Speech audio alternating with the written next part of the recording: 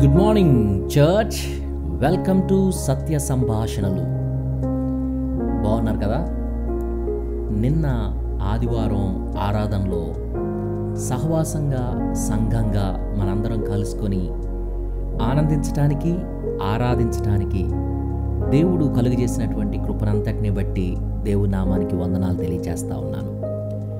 దేవుడు తన దాసుని ద్వారా తన స్వరాన్ని వినిపించాడు.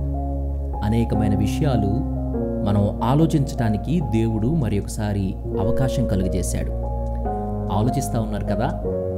దేవుని వాక్యానికి ప్రతిస్పందన చూపించడానికి ఇష్టపడతా ఉన్నారు కదా?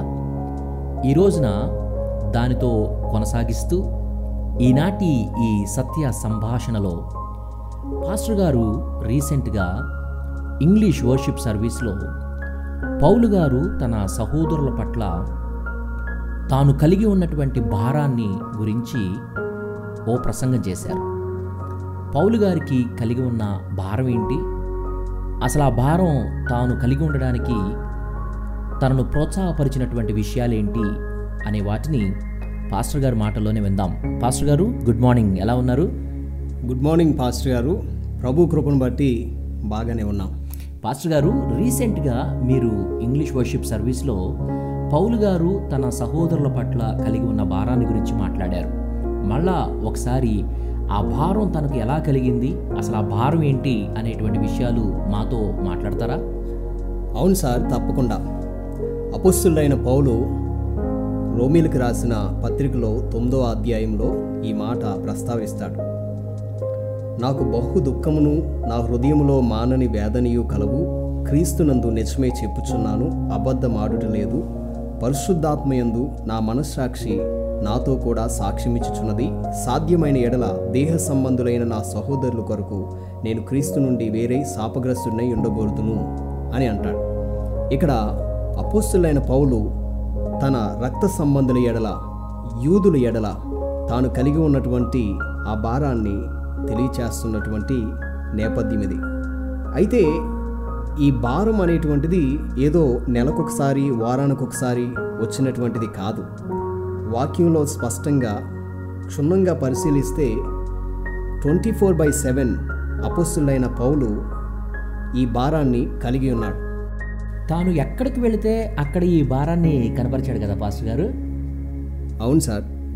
ఈ భారం తనకి అసలు ఎలా కలిగిందంటారు? అయితే 8వ అధ్యాయంలో మాట్లాడుతూ ఒక రక్షించబడినటువంటి వ్యక్తి గురించి మాట్లాడతాడు. ఎక్కువగా ఇక్కడ మాట్లాడింది పరిశుద్ధాత్మను గురించి, ఆయన చేసేటువంటి కార్యం గురించి మాట్లాడుతూ ఉన్నాడు. రక్షణ పొందినటువంటి వ్యక్తి విషయంలో ఆత్మ తానే సాక్ష్యమిస్తాడని, ఆత్మచేత నింపబడినటువంటి వ్యక్తి ఎప్పుడూ కూడా నశించిపోతున్నటువంటి ఆత్మల పట్ల భారం కలిగి ఉంటాడని అనేటువంటి విషయాన్ని ప్రస్తావిస్తూ ఉన్నాడు. అయితే చివరి వచనాల్లో మాట్లాడుతూ ఉంటాడు, క్రీస్తు ప్రేమ నుంచి మనల్ని ఎవడు ఎడబాపగలడు అని అంటాడు. ఈ విషయాల్ని జాగ్రత్తగా పరిశీలిస్తే అపొస్తలుడైన పౌలు దేవుని ఆత్మచేత నడిపించబడినటువంటి వ్యక్తి, దేవుని ఆత్మచేత నింపబడినటువంటి వ్యక్తి. అదేవిధంగా ఆయన దేవుని ప్రేమను, అంటే క్రీస్తు ఏ ప్రేమతో అయితే పౌలును ప్రేమించాడో అదే ప్రేమను ఇతరుల పట్ల చూపించేటువంటి వ్యక్తి. అందువల్లనే ఈ రెండిటి ద్వారానే ఇది సాధ్యమైంది అని నేను అనుకుంటూ ఉన్నాను. పాస్టర్ గారు, ఇక్కడ మనం మాట్లాడాల్సినటువంటి ఒక చాలా ప్రాముఖ్యమైనటువంటి విషయం ఉంది. అదేంటనంటే, పౌలు గారు నేను అవసరమైతే క్రీస్తు నుండి వేరుపడటానికైనా సిద్ధమే అని అంటా ఉన్నాడు. అంటే అంతటి ఆ భారం, లేకపోతే నేను శాపగ్రస్తుడు అవడానికి కూడా సిద్ధమే అనేటువంటి మాట మాట్లాడడానికి తనను పురికొల్పిన విషయం ఏంటి? అవును సార్, అపొస్తలుడైన పౌలు తన భారం యొక్క తీవ్రతని ఇక్కడ వ్యక్తపరుస్తూ ఉన్నాడు. మీరు కూడా ఆలోచించవచ్చు, అసలు ఏమి ఆయన్ని పురికొల్పింది? ఉదాహరణకి ఫిలిప్పీలకు రాసిన పత్రిక 2వ అధ్యాయంలో అక్కడ మనం ఏం చదువుకుంటాం? ప్రభువు ఏ రీతిగా అయితే తాను ఇది భాగ్యము అని ఎంచుకొనకుండగా ఏ రీతిగా ఆయన శరీరధారిగా ఈ లోకంలోనికి వచ్చి మ్రాను మీద వేలాడినవాడు శాపగ్రస్తుడు అనేటువంటి మాటను తీసుకోవటానికి కూడా ఆయన వెనుదీయలేదు.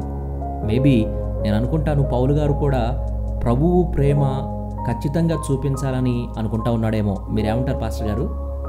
నేను కూడా మీతో పాటు అంగీకరిస్తాను సార్. ఎందుకంటే అదే ప్రేమను ఆయన కూడా ఇతరుల పట్ల చూపించాలనుకున్నాడు. కాబట్టి తన సహోదరుల పట్ల క్రీస్తు ఏ విధంగా అయితే తనపై ప్రేమ చూపించాడో అదే ప్రేమను తన సహోదరులకు ఆయన వ్యక్తపరుస్తూ ఉన్నాడు. కాబట్టి పాస్టర్ గారు, మనం విఐపి ప్రోగ్రాం గురించి ఆలోచిస్తున్నాం కదా. ప్రార్థన చేసేటువంటి మన సహోదరులు సహోదరీలు ఇలాంటి భారాన్ని కలిగి ఉండి ప్రార్థన చేస్తే బాగుంటుందని నా భావన. ఖచ్చితంగా పాస్టర్ గారు, పరిశుద్ధాత్మ చేత నింపబడిన వారుగా, ప్రభువు ప్రేమను రుచి చూచినటువంటి వారిగా ఉన్నప్పుడు మాత్రమే భారముతో ప్రార్థించేటువంటి వారుగా ఉండగలుగుతారు. భారముతో ప్రజలను ప్రభు దగ్గరకు నడిపించడానికి పనిచేసేటువంటి వారుగా ఉంటారు. ప్రార్థన చేద్దామా పాస్టర్ గారు? చిన్న ప్రార్థన చేస్తారా? తప్పకుండా సార్. మహాపరిశుద్ధుడా, మా ప్రియ పరలోకపు తండ్రి, మీ ఘనమైన నామానికి వందనాలు, స్తోత్రాలు. అపోస్తలుడైన పౌలు కలిగి ఉన్నటువంటి భారాన్ని మాలో, మా సహోదరుల్లో, మా సహోదరుల్లో మీరు ఉంచుమని ప్రార్థించి అడుగుచూ ఉన్నాం. ప్రభువా, మిమ్మల్ని బ్రతిమలాడుకుంటూ ఉన్నాం. మీరు మాకు సహాయం చేయండి. మీ కనికరాన్ని మా పట్ల చూపించండి. నశించిపోతున్నటువంటి ఆత్మల పట్ల మేము అదే భారాన్ని కలిగి ప్రార్థించడానికి కృప చూపించండి. మా ప్రార్థన యేసు నామములో అడుగుచున్నాం తండ్రి. ఆమేన్. ఆమేన్.